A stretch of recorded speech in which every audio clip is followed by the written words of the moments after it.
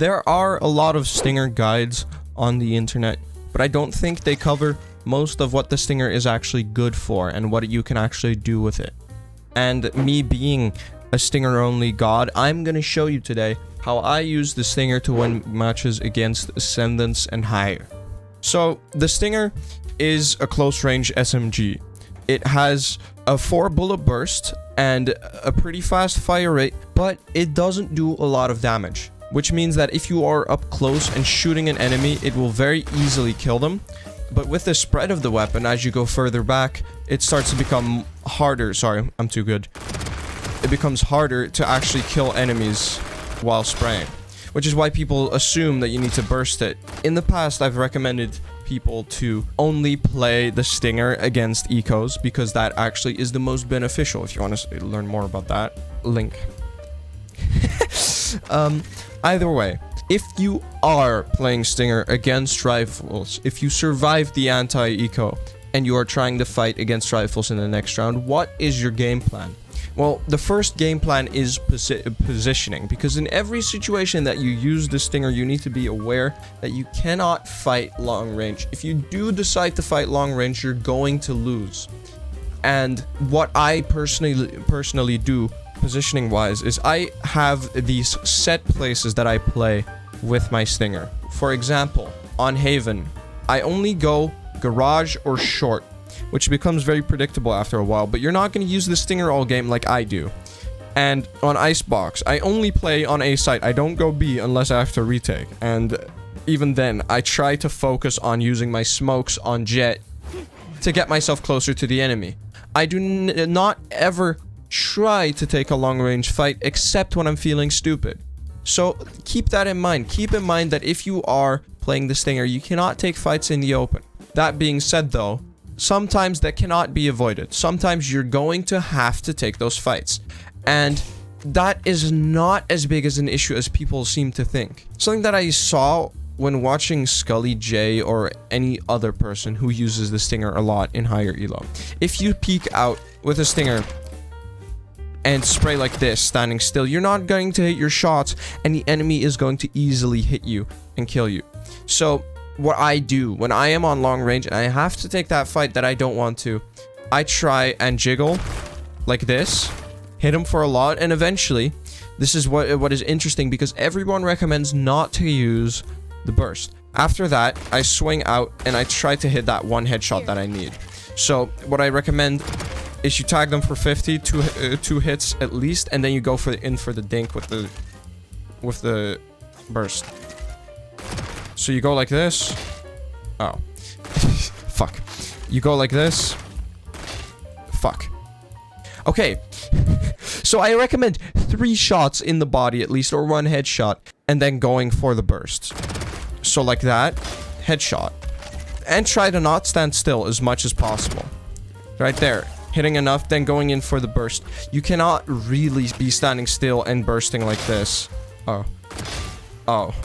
Oh. Well, okay. These targets are standing still. It's not as easy when there's actually you're actually in a game. Hello, editing noobski here. So what I'm trying to say with this is not necessarily that you have to go for the burst. You have to make sure that on long range you need to start off gunning someone until you can comfortably commit to the fight. That's what I'm trying to tell you. You don't have to use the burst because in all honesty, it still isn't the best. So what I'm telling you is, do not just use the burst when you are using the burst, because you only have to use the burst on long range or if you don't have a lot of bullets, and in that case you're just fucked anyway. Try to reload. Either way, if you do want to use the burst, the only way you are going to be able to use that burst without it being really, really hard in RNG is through people against no armor, because like I said, you only need to hit 2 headshots like this, and if you can control the burst, it's actually not that hard to hit those headshots that you need. And I think in most situations, even if you go for all body shots like that hits for 135 because there's 4 bullets in the burst. If you hit every shot in the body, it's gonna get a kill. So if you want to desperately burst, do it when they don't have armor. If they do have armor, you can't really do that the same way except when they have light shields, because even then, if you go for all body shots, it's going to hit for 135, which means that it's more than 125. So yes, if you use the Stinger, the burst is a possibility, but it's very situational. And then coming into the last part, which is what agent should you play? What way should you play?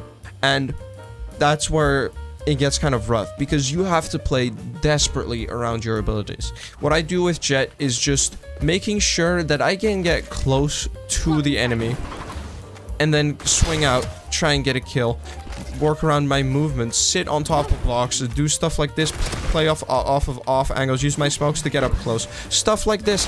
All of that stuff you need to be able to do with your abilities to complement playing a Stinger, because otherwise you're not going to get the kills the same way.